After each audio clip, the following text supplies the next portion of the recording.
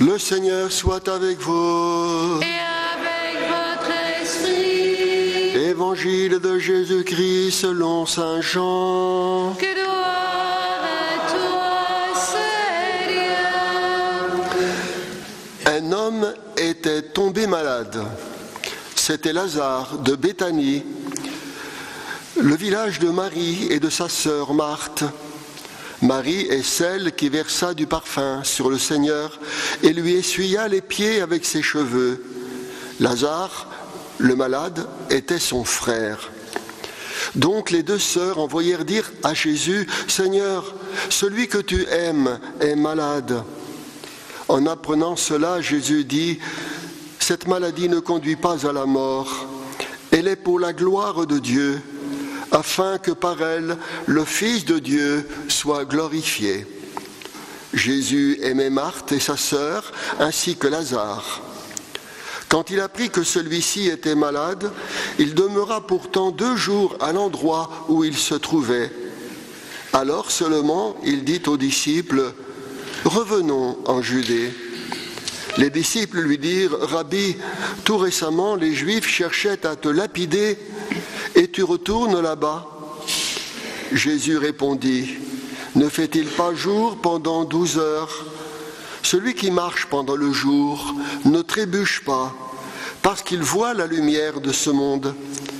Mais celui qui marche pendant la nuit trébuche, parce que la lumière n'est pas en lui. » Après ces paroles, il ajouta, « Lazare, notre ami, s'est endormi, mais je m'en vais le tirer de ce sommeil. » Les disciples lui dirent alors, « Seigneur, s'il s'est endormi, il sera sauvé. » Car ils pensaient que Jésus voulait parler du sommeil, tandis qu'il parlait de la mort.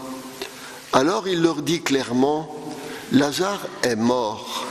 Et je me réjouis de n'avoir pas été là à cause de vous, pour que vous croyiez. Mais allons auprès de lui. » Thomas, dont le nom signifie jumeau, dit aux autres disciples, « Allons-y, nous aussi, pour mourir avec lui. » Quand Jésus arriva, il trouva Lazare au tombeau depuis 4 jours déjà. Comme Béthanie était tout près de Jérusalem, à une demi-heure de marche environ, beaucoup de Juifs étaient venus manifester leur sympathie à Marthe et à Marie dans leur deuil.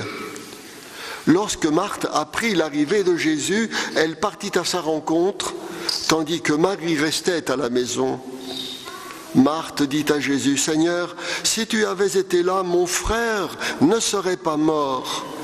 Mais je sais que maintenant encore, Dieu t'accordera tout ce que tu lui demanderas. » Jésus lui dit, « Ton frère ressuscitera. » Marthe reprit, « Je sais qu'il ressuscitera au dernier jour, à la résurrection. » Jésus lui dit, « Moi, je suis la résurrection et la vie. Celui qui croit en moi, même s'il meurt, vivra. Et tout homme qui vit et croit en moi ne mourra jamais. Crois-tu cela ? » Elle répondit, « Oui, Seigneur, tu es le Messie, je le crois. Tu es le Fils de Dieu, celui qui vient dans le monde. » Ayant dit cela, elle s'en alla appeler sa sœur Marie. Et elle lui dit tout bas, « Le Maître est là, il t'appelle. » Marie, dès qu'elle l'entendit, se leva aussitôt et partit rejoindre Jésus. Il n'était pas encore entré dans le village. Il se trouvait toujours à l'endroit où Marthe l'avait rencontré. Les Juifs qui étaient à la maison avec Marie et lui manifestaient leur sympathie, quand ils la virent se lever et sortir si vite, la suivirent, pensant qu'elle allait au tombeau pour y pleurer. Elle arriva à l'endroit où se trouvait Jésus. Dès qu'elle le vit, elle se jeta à ses pieds et lui dit, « Seigneur, si tu avais été là, mon frère ne serait pas mort. » Quand il vit qu'elle pleurait et que les Juifs venus avec elle pleuraient aussi, Jésus fut bouleversé d'une émotion profonde. Il demanda, « Où l'avez-vous déposé ?» Ils lui répondirent, « Viens voir, Seigneur. » Alors Jésus pleura. Les Juifs se dirent, « Voyez comme il l'aimait !» Mais certains d'entre eux disaient, « Lui qui a ouvert les yeux de l'aveugle, ne pouvait-il pas empêcher Lazare de mourir ?» Jésus, repris par l'émotion, arriva au tombeau. C'était une grotte fermée par une pierre. Jésus dit, « Enlevez la pierre !» Marthe, la sœur du mort, lui dit, « Seigneur, mais déjà il sent, voilà 4 jours qu'il est là. » Alors Jésus dit à Marthe, « Ne te l'ai-je pas dit, si tu crois, tu verras la gloire de Dieu. » On enleva donc la pierre. Alors Jésus leva les yeux au ciel et dit, « Père, je te rends grâce parce que tu m'as exaucé. Je savais bien, moi, que tu m'exauces toujours, mais si j'ai parlé, c'est pour cette foule qui est autour de moi, afin qu'ils croient que tu m'as envoyé. » Après cela, il cria d'une voix forte, « Lazare, viens dehors !» Et le mort sortit, les pieds et les mains attachés, le visage enveloppé d'un suaire. Jésus leur dit, « Déliez-le et laissez-le aller. » Les nombreux Juifs qui étaient venus entourer Marie et avaient donc vu ce que faisait Jésus crurent en lui.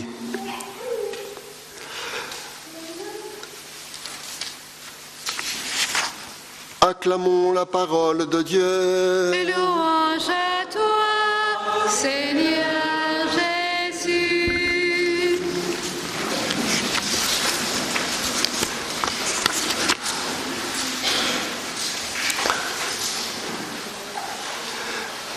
Frères et sœurs, voici que aujourd'hui, en ce dimanche, nous faisons un pas résolu en avant dans notre chemin de carême. Bientôt, nous nous unirons à la passion de Jésus, nous célébrerons sa résurrection, mais aujourd'hui, en ce pas que nous faisons, il faut, pour bien suivre le Seigneur, que nous comprenons mieux, à la lumière de l'Esprit Saint, ce qu'il avait dans son cœur, ce qu'il ressentait en lui, quand résolument il est au-delà de l'événement de la résurrection de Lazare, il a pris le chemin de Jérusalem. L'évangile que nous venons de recevoir est un des grands moments de l'évangile, des récits évangéliques. Car en cet instant, peut-être plus que partout ailleurs, on ressent vraiment quel est le désir qui porte le Seigneur sur son chemin de passion et de résurrection. Son grand désir, c'est de nous voir tous ressuscités dans la gloire du Père avec lui. Venons-en maintenant à l'événement. Jésus est encore en Galilée. On vient de lui annoncer que son ami Lazare est très malade, qu'il va mourir. Et le Seigneur reçoit cette annonce comme un événement qui lui parle de la volonté du Père. Il voit dans cet événement que le Père lui demande d'être au milieu de ses frères plus que jamais celui qui est la résurrection et la vie. Et Jésus, comprenant dans cette lumière ce qu'il va faire au nom du Père, nous voit tous déjà en quelque sorte glorifiés en lui. Car ne dit-il pas que qu'il va vers Lazare afin que le Fils de Dieu soit glorifié. Il désigne à l'évidence sa passion et sa résurrection qui arrive. Et maintenant, le Seigneur a pris le pas vers Jérusalem et vers Béthanie. Étrangement, il a attendu 2 jours avant de partir. Pourquoi cela ? Sans doute déjà comme une annonce discrète de son triduum pascal. Le 3e jour, il ressusciterait. c'est le 3e jour qu'il est parti vers Béthanie. Et le voilà qui arrive. Il est sur le chemin. Les apôtres l'entourent. Et tout à coup, près de lui, arrive Marthe, la sœur de Lazare. Et elle est toute évidemment presque ensevelie dans son deuil, dans le fait que son frère aimé soit mort. Mais elle vient à Jésus. Et Marthe, reconnaissons-le, est vraiment en cet instant la figure de l'Église croyante.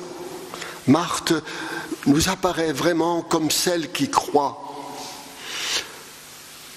Cependant, cette rencontre avec le Seigneur au pied du tombeau de son frère va la faire grandir dans sa conception de la résurrection. Et cela se réalise à travers un dialogue. Et Jésus de dire « Je suis la résurrection et la vie. Crois-tu cela ? Oui, Seigneur, tu es le Christ, je le crois. Tu es le Fils de Dieu, celui qui doit venir dans le monde. » Pour que Marthe exprime cela, il a fallu évidemment qu'en cet instant, elle soit vraiment remplie de l'Esprit Saint qui lui a ouvert le chemin de l'espérance. Et Jésus de l'admirer. Voilà maintenant qu'ils sont au pied du tombeau. Voilà qu'à son tour, Marie arrive. Mais elle n'arrive pas, pourrait-on dire, par une initiative qu'elle a prise elle-même. Marthe a couru vers elle et lui a dit « Le Maître est là et il t'appelle ». Et Marthe arrive comme une réponse à l'appel de Jésus. Et Marie arrive comme une réponse à l'appel de Jésus. Et cette Marie, nous le savons, et Jean le souligne, c'est elle qui a oint les pieds de Jésus et qui a manifesté en quelque sorte le grand amour qu'elle avait pour lui, dans lequel elle voit le Fils de Dieu et déjà celui qui sera enseveli, mais pour ressusciter. Marie est là. Et Jésus maintenant se tourne vers le tombeau. Que fait-il ? Va-t-il tout de suite faire le miracle ? Non, il lève les yeux vers son Père. Il prie son Père de l'exaucer. Père, je sais que tu m'exauces toujours, mais ce que je vais accomplir, c'est pour mes frères, afin qu'ils croient que tu m'as envoyé et qu'ils soient eux-mêmes revêtus de ma gloire. Qu'il est beau de voir au pied de ce tombeau Jésus élever les yeux vers son Père avec un cœur tellement ouvert. Et voilà bien sûr que le Père l'exauce. Mais auparavant, Jésus s'exprime dans son humanité. Il ne va pas faire ce miracle sans montrer qu'il compatit vraiment à la peine de tous ceux qui sont là. Jésus pleure. Comme il est beau de voir Jésus pleurer. Ces larmes ne sont pas simplement des larmes de sentiment, c'est des larmes qui expriment toute la tendresse du cœur de Dieu. Jésus n'est-il pas le pur reflet de son Père ? Qui me voit le Père. Et en quelque sorte, le Père aussi pleure avec le Seigneur. Mais cependant, celui qui pleure est aussi le Fils de Dieu. Et voilà qu'en quelque sorte, il se redresse. Et le voilà qui dit « Lazare, sors !» Voilà une parole de résurrection. Ce que Dieu dit s'accomplit aussitôt. Quand il a créé le monde, il a dit que la lumière soit et la lumière fut. Lazare sort et Lazare est sorti. Mais il est sorti lié, prisonnier encore de ses bandelettes. Il avait besoin d'être libéré totalement. Et Jésus ne va pas lui-même défaire les bandelettes de son ami Lazare. Il va demander à ceux qui sont là de libérer leurs frères, rouler la pierre, déliez-le. On voit que Jésus ne veut pas accomplir tout seul son œuvre de résurrection. Il veut avoir besoin de nous. Il nous entraîne sur son chemin de miséricorde qui est en même temps un chemin de libération. À nous maintenant, en cet instant, ce matin, de dire Seigneur, oui je le veux. Avec toi je veux rouler la pierre. Avec toi je veux délier mon frère, ma sœur qui souffre.